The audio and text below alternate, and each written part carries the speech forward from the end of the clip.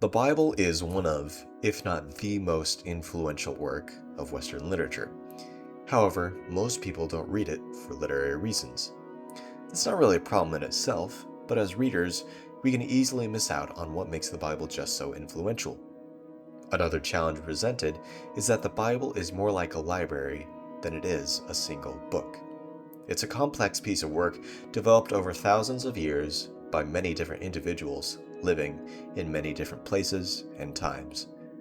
That's why in this video, I'm going to talk about exactly how to go about reading the Bible step by step as a piece of literature. It's actually pretty straightforward, so let's get into it.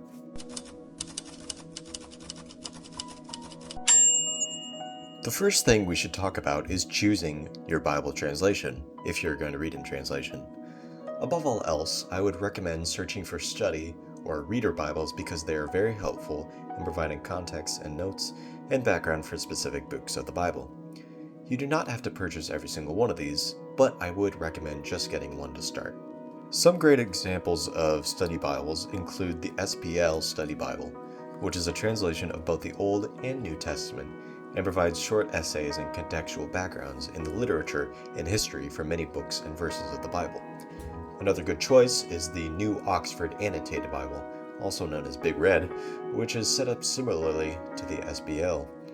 Both are supremely good resources, and choosing between these would come down to your personal preference. Another translation you might consider is the Jewish Study Bible, which also includes essays, notes, and materials written by leading biblical scholars. This is only a translation of the Hebrew Bible or the Old Testament, but it is still a great resource and would be very helpful. Now, if you're interested in only a literary view of the Bible, then I have two recommendations. The first recommendation is the Hebrew Bible, translated by Robert Alter. This is one of the most interesting translations of the Old Testament because it was translated by a single individual, Robert Alter, and it preserves so much of the literary style of the original Hebrew. He's able to carry a lot of the rhyming meters and metaphors and other literary devices into English. So, his translation is especially invaluable for self-learners. He also provides footnotes and insight into basically every verse of every chapter. This makes the translation a lot longer, at about 3,500 pages. Now you can purchase the whole translation, or you can purchase just a single book or a collection of books. For example, you could purchase the Book of Genesis, or the Wisdom books, for example, which include Job, Ecclesiastes, and Proverbs. I would recommend getting at least one book by Alter because it is just such an indispensable resource. And as for the New Testament, I would recommend a translation by Richard Lattimore. Lattimore was an American classical scholar known for his translations of Greek works like the Iliad and the Odyssey. However, he also translated and published an edition of the New Testament. It doesn't have as in-depth essays or materials or notes, but it is still a useful choice for reading the New Testament in a more literary style. The pages themselves are set up more like a novel for easier reading. So, overall, I would recommend that you get at least one complete study Bible, such as the SBL translation, and I would recommend getting one book translation by Robert Alter, such as the Book of Genesis.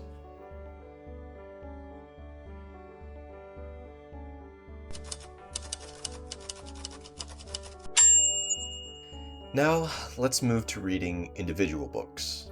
As I said, the Bible is more like a library or a collection of books than a single book written by a single author. As a result, it is a very large piece of work. You do not need to start out reading it from beginning to end. There are different genres that each book of the Bible belongs to, and I've been able to sort out and compile a list of genres and books for you to start out reading. You will also be able to choose what books you want to read so that you can read more efficiently. And there are 6 different genres that I've chosen for literary readers. The first genre is law. These books include Genesis, Exodus, Leviticus, Numbers, and Deuteronomy, the first 5 books of the Bible, also known as the Torah or the Pentateuch. Out of these books, I recommend reading at least Genesis and the first half of Exodus. To me, these are the most intriguing and influential books of law, and include some of the wildest stories and some of the most interesting linguistic and literary narratives in the Bible. The second genre is history/narrative, and these books include Joshua, Judges, Ruth, 1st and 2nd Samuel, 1st and 2nd Kings, 1st and 2nd Chronicles, Ezra, Nehemiah, and Esther. This is a bit of a longer list. Out of these books, I would recommend starting out by choosing out of Joshua, Judges, or 1st and 2nd Samuel.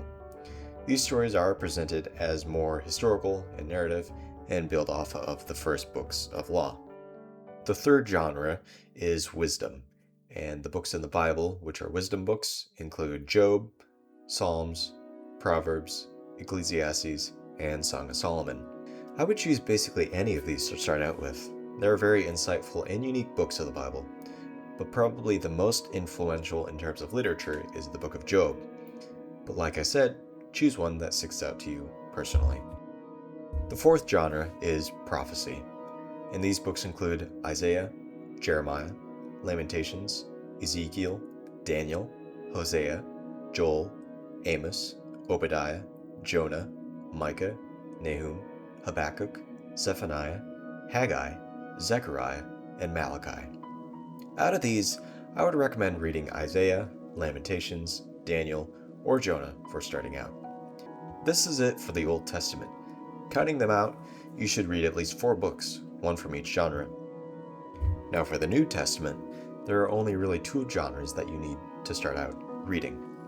You should read at least 1 gospel, Matthew, Mark, Luke, or John, and 1 letter. Out of the Gospels, you can't really go wrong, but you should know that Matthew, Mark, and Luke are quite similar to each other. They're called the Synoptic Gospels, from Greek meaning syn, together, and optic, seeing. What that means is that they have a lot of the same stories and sequence of events, but John is distinct in that it has quite a different collection of stories and is a bit more abstract and theological. For the letters of the New Testament, there are 21 to choose from. These books include Romans, 1st and 2nd Corinthians, Galatians, Ephesians, Philippians, Colossians, 1st and 2nd Thessalonians, 1st and 2nd Timothy, Titus, Philemon, Hebrews, James, 1st and 2nd Peter, 1st, 2nd, and 3rd John, Jude, and that's it. The letters include a range of advice and audiences, so it's difficult to give you a guide to exactly choose. I would recommend searching them up and deciding for yourself what might be most interesting or influential. However, for literary reasons, the ones that stick out to me are Hebrews and James. Now there are 2 books that I haven't mentioned yet in this video, the Book of Acts and the Book of Revelation. These are kind of unique books, and you can read them if you're inclined, but I would recommend reading the others mentioned first, because they will provide you some context and structure. So, here's the plan in sum. It's simply 3 steps. 1. Get a study Bible, such as the SBL. 2. Get 1 book of the Bible translated by Robert Alter. 3. Choose and read 1 book from the 6 genres listed. And as a result of this plan, we've condensed a very large library of maybe 2,000 pages of literature into something more like 300 or 400 pages, which is much more doable and readable, and overall enjoyable. I'll put an example or 2 of a reading list on the screen. I do hope this video was helpful for you. If you stuck around until the end, please give the video a like and subscribe to the channel for more content like this. Thanks for watching.